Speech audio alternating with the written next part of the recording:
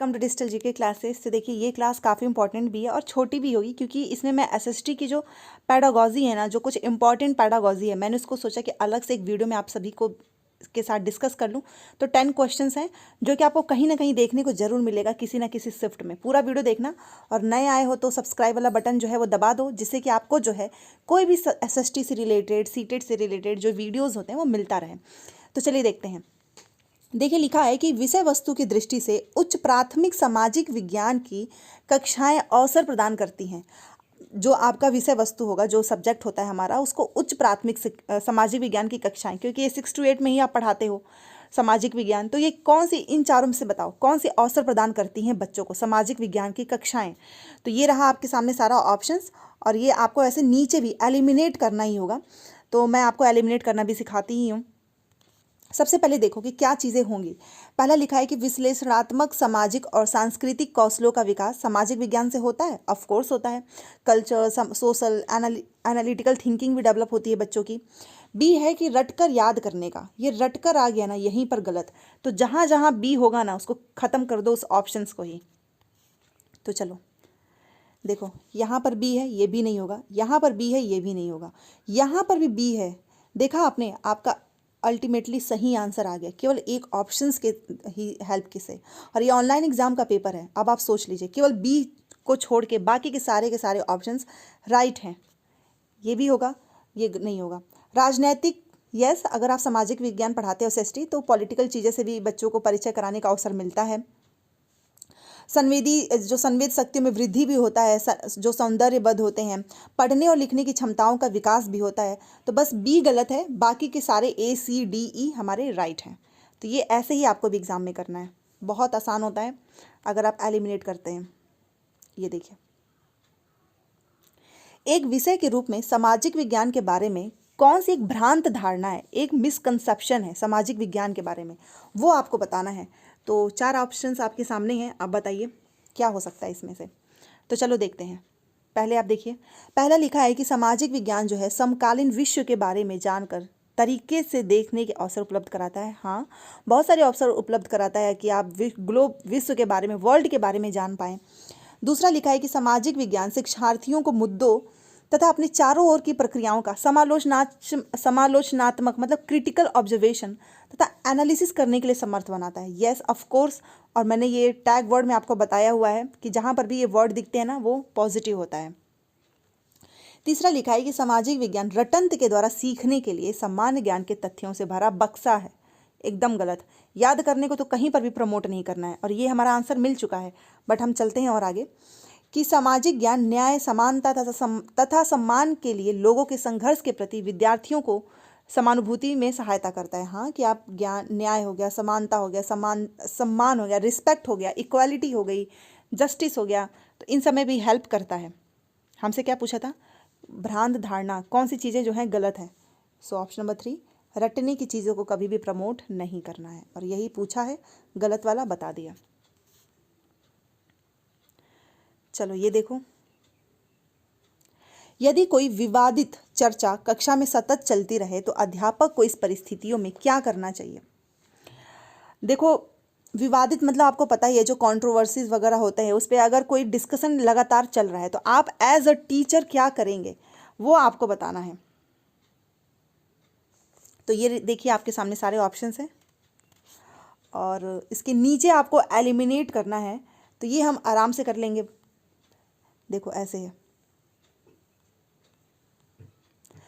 तो देखिए क्या करेंगे। पहला देखो कि अध्यापक को सब कुछ चुप करा देना चाहिए और चर्चा को टाल देना चाहिए। एकदम गलत। कभी भी हमको बच्चों को डांट कर चुप नहीं कराना है, इग्नोर नहीं करना है।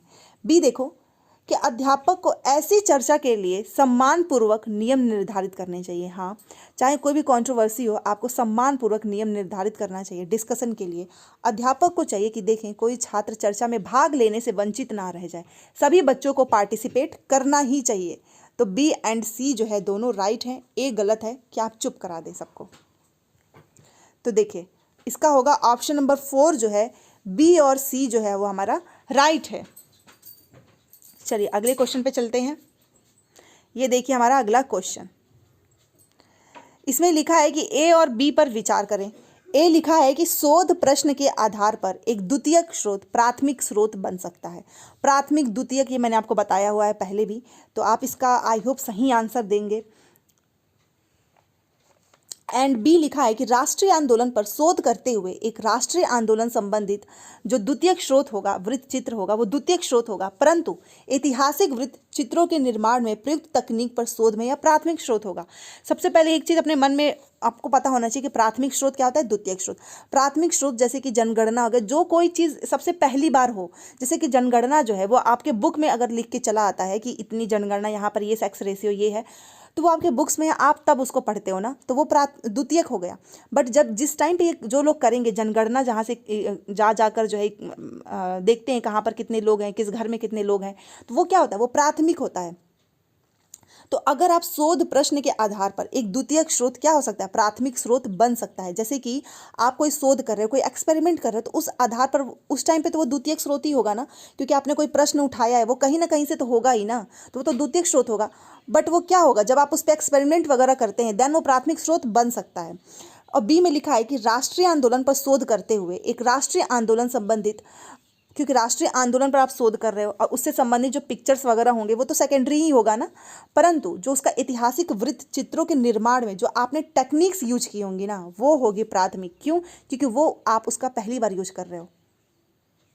जैसे कि न्यूज़पेपर में कोई भी चीज़ जो कंटेंट आता है वो छपने से पहले जो इन्फॉर्मेशन जो लोग कलेक्ट करते हैं वो प्राथमिक होता है, बट अगर आप उसको न्यूज़पेपर में पढ़ रहे हैं तो सेकेंडरी हो गया।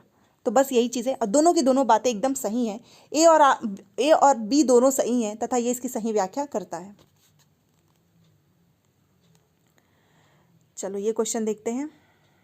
85, दिल्ली में पढ़ाने वाली एक शिक्षिका अपने विद्यार्थियों को सहारा मरुस्थल में रहने वाले लोगों के जीवन को जानने के लिए निर्देश देना चाहती है।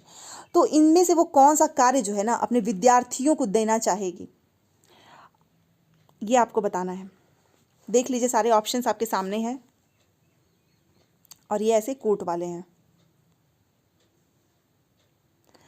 और ये किसके बारे में दे रही है, देखिए, सहारा मरुस्थल में रहने वाले जो लोग हैं ना उनके जीवन को जानने के लिए। तो आप जो है ये तो नहीं बोलोगे, ये जो भी कार्य है तो आप ये तो कभी नहीं बोलोगे ना कि जहाँ पर वो रह रहे हैं, क्योंकि वहाँ पर जाना पॉसिबल नहीं है। क्योंकि आपको पता है ना कि फील्ड विजिट या क्षेत्र भ्रमण हम जहाँ पर पॉसिबल होता है वहीं पे कराते हैं। अब ऐसा तो नहीं है कि होगा कि समुद्र के बारे में जाना है तो आप बच्चों को समुद्र में लेके चले जाएंगे। तो ये सारी चीज़ें थोड़ा सा सेंस लगाकर ही आप इसका आंसर दीजिएगा। पहला देखिए कि द्वितीयक आंकड़ों पर आधारित परियोजना कार्य, हाँ, जो सेकेंडरी जो भी आंकड़े होंगे, जो भी कलेक्शन होगा, उसके ऊपर क्या करोगे आप, प्रोजेक्ट दे दोगे बच्चों को। दूसरा, ये तो नहीं कराओगे फील्ड विजिट। एंड सहारा मरुस्थल पर आप क्या कर सकते हो, वहाँ पर लेकर तो नहीं जा सकते हो, बट यस आप डॉक्यूमेंट्री तो दिखाई सकते हैं ना, चलचित्र, जहाँ पर बच्चे उसको देख सकते हैं। वहाँ जा नहीं सकते हैं बट देख तो सकते ही हैं। तो ए एंड सी यही होगा बस। तो ये बहुत आसान था, इसमें केवल ए और सी राइट है, ये गलत है। अब ये देखिए 86, अब इसमें देखिए कि कौन सा जो है ना रूब्रिक आकलन में सामान्यतः सम्मिलित नहीं है। रूब्रिक्स मैंने आपको पहले भी बताया है और आप मुझे बताना कि रूब्रिक का मीनिंग क्या होता है, कमेंट बॉक्स में लिखना।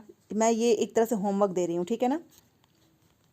तो मैंने बताया था पहले भी, तो आप बताइए रूब्रिक असेसमेंट में कौन सा सम्मिलित नहीं है। जो नहीं होगा उसको छोड़ के बाकी सारे सम्मिलित होंगे ही इसमें। देखिए, प्रदर्शन मानक रूब्रिक्स में होता ही है, वर्ग पैमाना भी होता है, नहीं पता है तो याद कर लो, नोट कर लो, प्रदर्शन संकेतक भी होता है, बट पूर्ण किए गए कार्यों की सूची नहीं होती कि आपने कौन कौन सा काम जो है कंप्लीट कर लिया है, ये नहीं होता है रूब्रिक्स में। और हमसे देखो क्या पूछा था, सम्मिलित नहीं है, ये सम्मिलित नहीं है, ये तीनों हैं।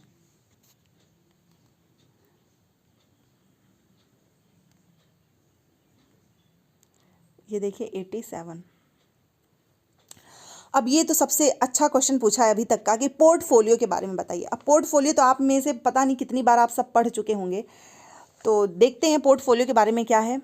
और ये रहा आपके सामने सारे ऑप्शंस, ठीक है।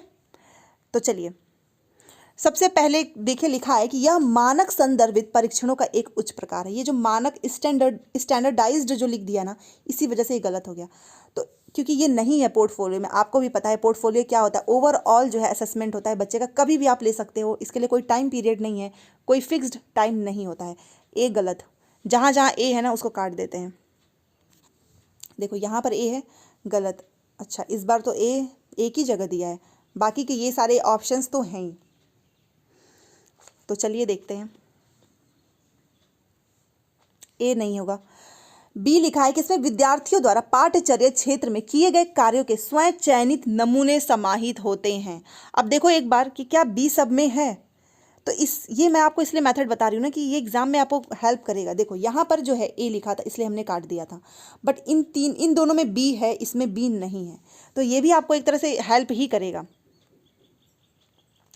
तो देखो ए बिल्कुल भी नहीं है, बी होगा, क्योंकि आपको पता है पोर्टफोलियो में क्या होता है कि जो भी करिकुलम होता है उसमें जो भी कार्य होते हैं उसके स्वयं चयनित नमूने समाहित होते हैं, इंक्लूड होते हैं, कि हम खुद से कोई चीज़ बच्चों के लिए जो ज़रूरी हो हम उसमें इंक्लूड कर सकते हैं। ऐसा नहीं है कि वो एकदम रिजिड होता है करिकुलम।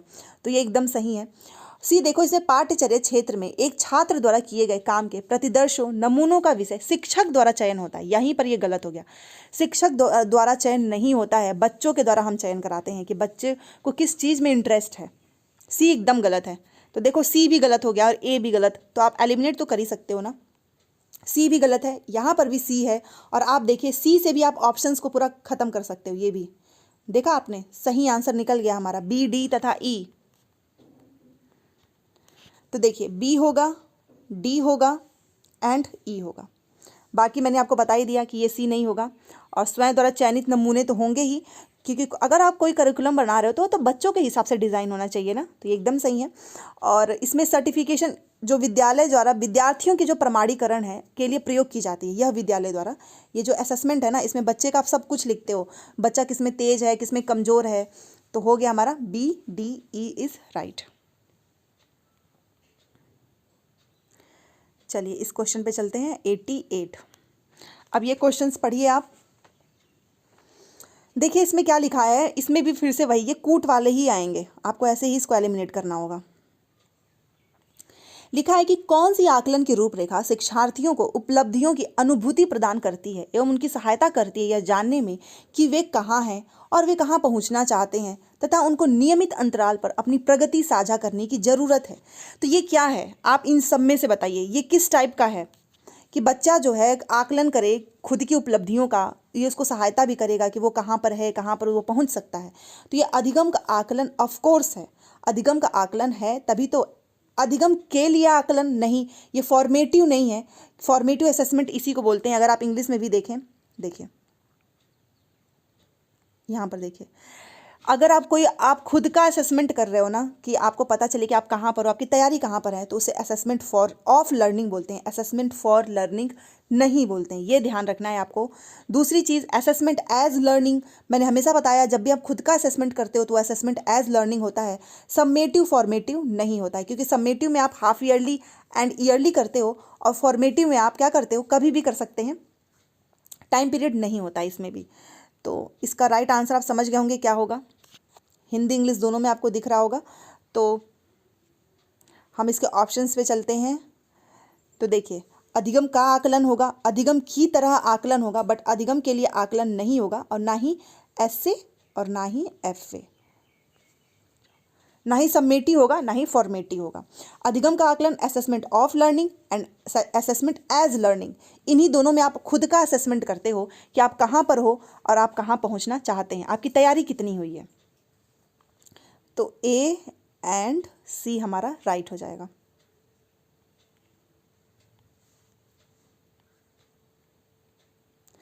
चलिए अब इस पे चलते हैं, ये बहुत अच्छा क्वेश्चन है। बुद्ध मत और जैन मत की समानताओं और असमानताओं की जांच करें। ये जो प्रश्न पूछा गया है ना, ये किस टाइप का आकलन करता है, किस आयाम का आकलन करता है, ये आपको बताना है। तो ये बहुत अच्छा क्वेश्चन इसलिए भी है क्योंकि देखो आपको समानताएं मतलब क्या उसमें समानताएं थी, इक्वालिटी, क्या उसमें इनइक्वालिटी थी, इसकी जांच करना है। तो ये किस टाइप का है, ये एनालिसिस ही तो करोगे ना आप, इसको एनालिसिस बोलते हैं, जिसमें आप एकदम विश्लेषण कर रहे हो। स्मृति अवबोध नहीं होगा, ना ही ये सृजन है, ये एनालिसिस है, विश्लेषण है। सो हमारा ऑप्शन नंबर 3 यहाँ पर सही हो जाता है। और ये आज का हमारा लास्ट क्वेश्चन है। और आप लोग देखते इतने ज़्यादा हो बट ना तो कोई लाइक करता है ना ही कोई शेयर करता है, तो प्लीज़ आज इस वीडियो को शेयर और लाइक ज़रूर कीजिएगा। चलिए ये देखिए 90 नंबर का क्वेश्चन। देखिए यहाँ पर क्या लिखा है कि एक जो है, पहले क्वेश्चन को देख लेते हैं। एक सामाजिक विज्ञान अध्यापिका छात्राओं को बंगाल दुर्भिक्ष अकाल पर, जो अकाल पड़ा था मतलब जहाँ पर भूख इस सब चीज़ों से रिलेटेड है, पर लघु निबंध लिखने के लिए कहती है। कार्य पूर्ति उपरांत वे उन्हें दिए गए पैमानों से अपने निबंध की तुलना और सत्यापित करने के लिए कहती है। तो वह किस आकलन विधि का प्रयोग कर रही है? सबसे पहले एक टीचर ने क्या किया कि छात्राओं को ये जो अकाल है बंगाल पर, उस पर लघु निबंध लिखने के लिए कह दिया। फिर उसके बाद से उसने कहा कि तुम इसकी तुलना करो और सत्यापित करो। जो भी उसने पैमाने दिए हैं उससे संबंधित अपने निबंध की तुलना करो और सत्यापित करो। तो यह वह किस आकलन विधि का प्रयोग कर रही है ये आपको बताना है। तो आप इसमें से देखिए, क्या वो स्वमापन का यूज नहीं करवा रही है? स्वमापन क्या होता है? देखो, सेल्फ असेसमेंट, हिंदी में थोड़ा सा टफ है, इंग्लिश सही है। सेल्फ असेसमेंट करवा रही, पीयर असेसमेंट नहीं है। ग्रुपिंग में होता है पीयर असेसमेंट।